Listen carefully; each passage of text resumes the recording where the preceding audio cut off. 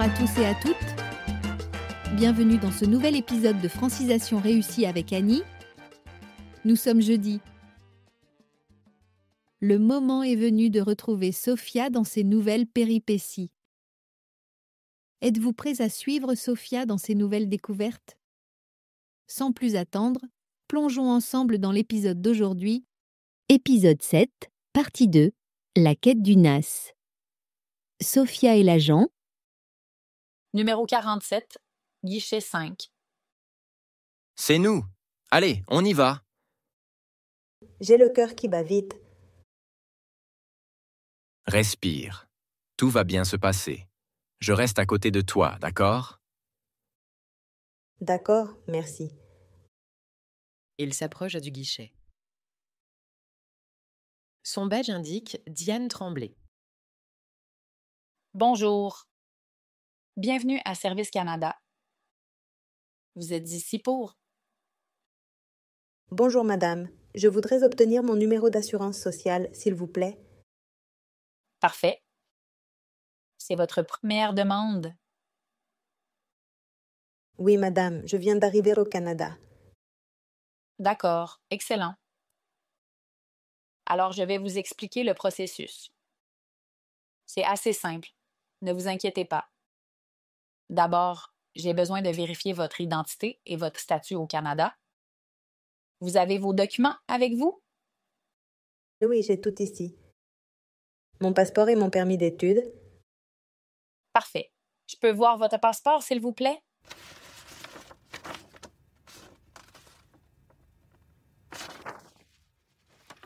Voilà.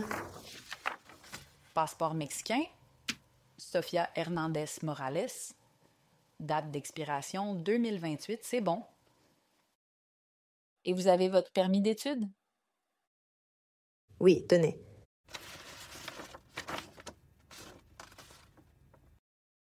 Permis d'études, émis le 18 juin 2024, valide jusqu'en 2026. UQAM. Parfait. Tout est en ordre. Alors, bienvenue à Montréal. C'est votre première fois au Canada? Oui, je suis arrivée avant-hier. C'est très différent du Mexique. Oh, je n'en doute pas. Surtout avec l'hiver qui arrive. Vous allez voir, c'est une belle ville. Un peu froid, mais on s'habitue. Vous étudiez en quoi à l'UQAM? C'est le programme de maîtrise en communication. Ah, c'est un bon programme. Bon, on va procéder à votre demande. Je vais vous poser quelques questions et entrer vos informations dans le système. Ça va prendre environ 10 minutes. Ça va? Oui, pas de problème.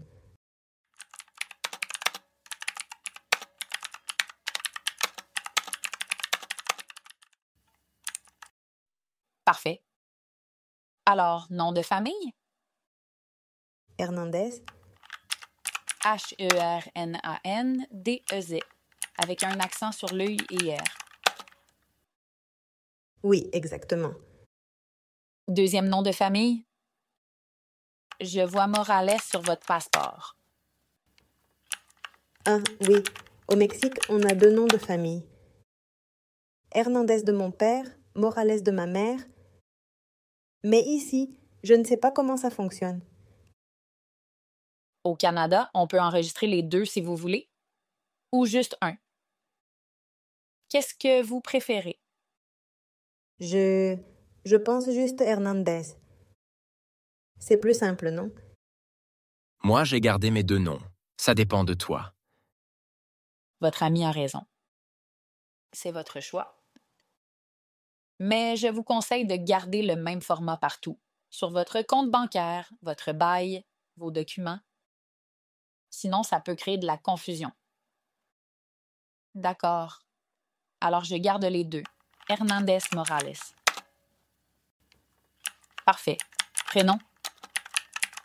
Sophia, S-O-F-I-A, Date de naissance? 15 mars 1999. 15 mars 1999. Lieu de naissance? Guadalajara, Mexique. Guadalajara, belle ville. J'y suis allée en vacances il y a 10 ans. Bon, maintenant, j'ai besoin de votre adresse actuelle au Canada. J'ai écrit ici. 3475 rue de la Roche, appartement 3, Montréal, Québec. Code postal? Code postal? Je ne le connais pas. H2W2M5. Merci. Vous êtes colocataire? Oui, madame.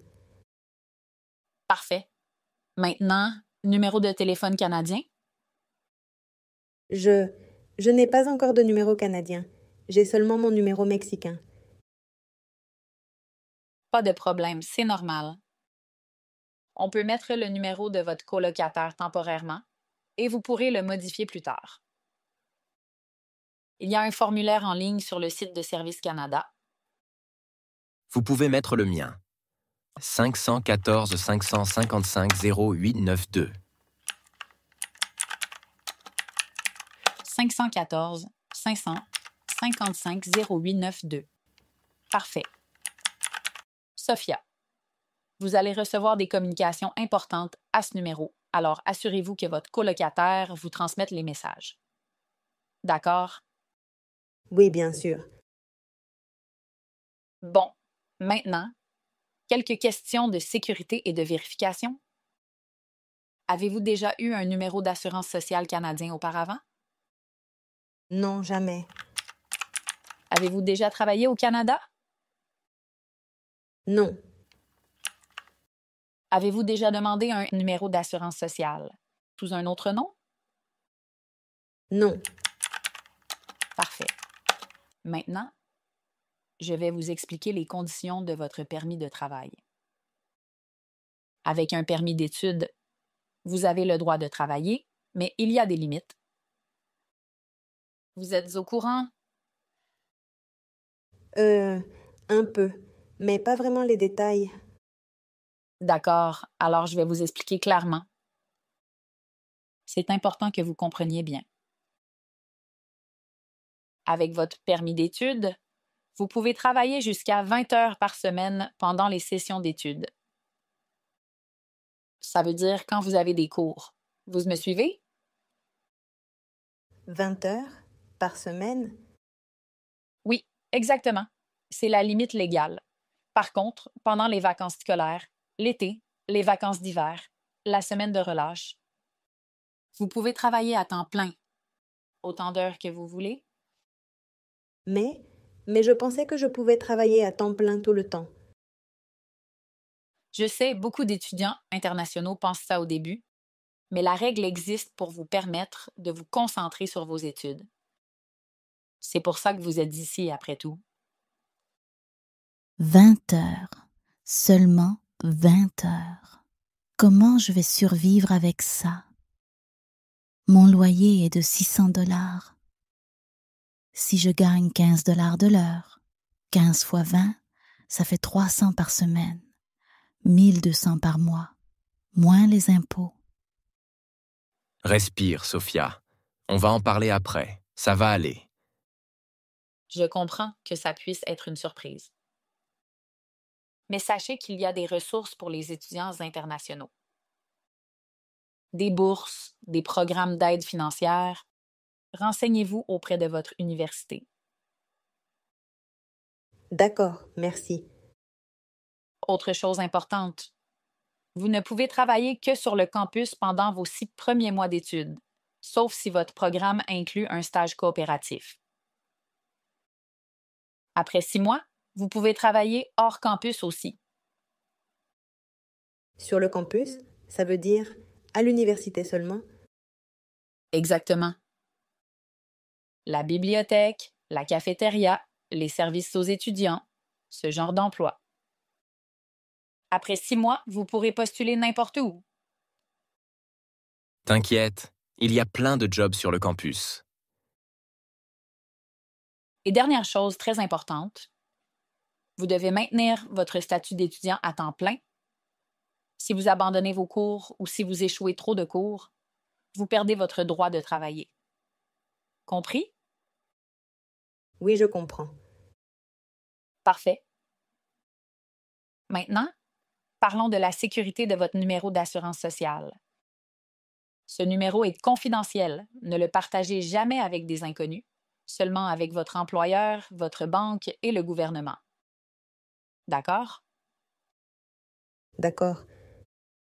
Si quelqu'un vous appelle en prétendant être du gouvernement et vous demande votre numéro d'assurance sociale par téléphone, c'est une arnaque. Le gouvernement ne fait jamais ça. Raccrochez immédiatement. Oh, d'accord. Merci de me prévenir. Il y a beaucoup de fraudes qui ciblent les nouveaux arrivants. Soyez vigilants.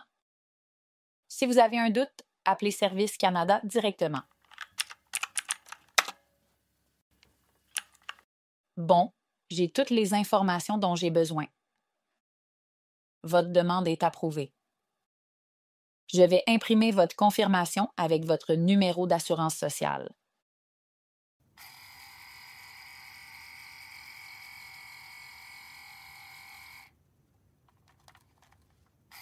C'est déjà fait? Oui. Quand tous les documents sont en ordre, c'est rapide. Le plus long, c'est l'attente avant d'arriver au guichet. Ça, c'est sûr. Voilà, Sophia, voici votre numéro d'assurance sociale. Gardez ce document en lieu sûr. Vous en aurez besoin pour tous vos employeurs. Merci. Merci beaucoup, madame. De rien. Quelques derniers conseils avant que vous partiez. Oui, s'il vous plaît. Premièrement, mémorisez votre NAS. Ne le transportez pas avec vous tous les jours. Laissez le document original à la maison. Deuxièmement, quand vous cherchez un emploi, ne donnez votre NAS qu'après avoir été embauché, pas avant. Troisièmement, gardez une copie numérique sécurisée au cas où vous perdez l'original. D'accord. Mémoriser, ne pas transporter, donner seulement après l'embauche? Exactement. Et si jamais vous pensez que votre NAS a été compromis, volé, utilisé frauduleusement, contactez-nous immédiatement. On peut le bloquer et vous en émettre un nouveau. Bienvenue, officiellement, dans le système canadien, Sophia. Je vous souhaite beaucoup de succès dans vos études et dans votre recherche d'emploi. Et surtout, profitez de Montréal. C'est une ville extraordinaire. Merci, madame. Merci pour tout. Vous avez été très gentille. C'est mon travail. Et n'hésitez pas à revenir si vous avez des questions. Bonne journée. Bonne journée.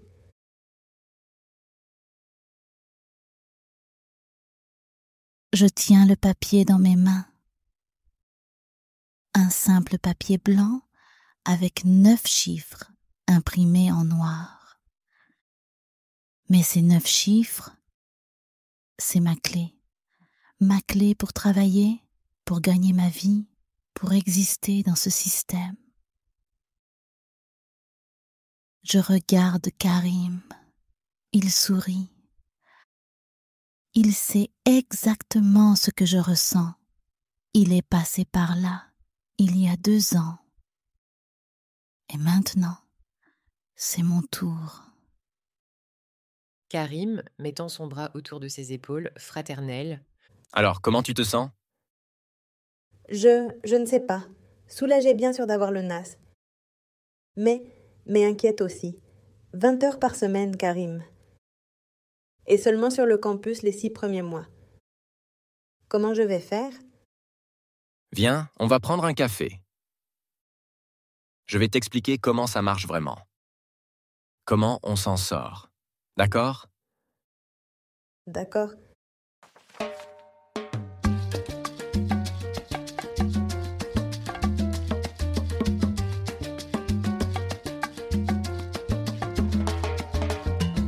Écoute, Sophia, 20 heures, c'est la limite officielle. Mais il y a des façons de s'en sortir. Comment? Et comme toujours, je vous souhaite le plus beau des succès dans votre intégration en français. Ne lâchez surtout pas.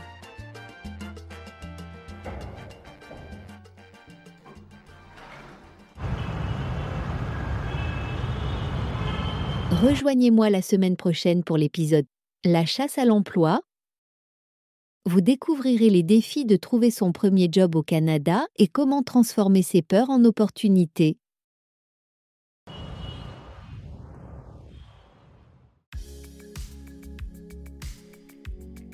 Hello my beautiful people. Bienvenue dans Francisation réussie avec moi Annie.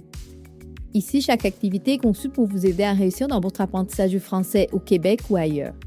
Si vous aimez notre podcast, pensez à laisser des étoiles et un commentaire d'appréciation. Cela m'encourage énormément et surtout cela aide d'autres apprenants à me découvrir. Merci et bonne écoute.